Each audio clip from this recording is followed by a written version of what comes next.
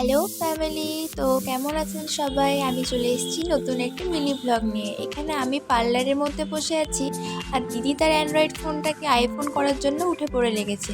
তারপরে দুপুরবেলায় দুজনে মিলে খেতে চলে যায়। আজকে অনেক দিন পর দুজনে একসাথে খেতে বসবো।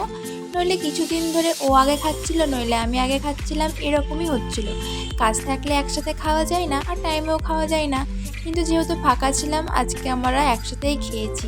আজ অনেক দিন পর দুপুরবেলায় ভাত এনেছিলাম আর সাথে চিকেন। দুপুরের খাওয়া দাওয়া শেষ করে জলের বোতল নিয়ে বসেছি। ঝালের চক্করে জল খাওয়া হয়েছে, নইলে শীতকালে জল খেতে ইচ্ছাই করে না। দিদি চা করছিল সন্ধ্যেবেলায়, আমি একটু বিস্কুট নিয়ে চলে এসেছিলাম কারণ বিস্কুট শেষ হয়ে গিয়েছিল।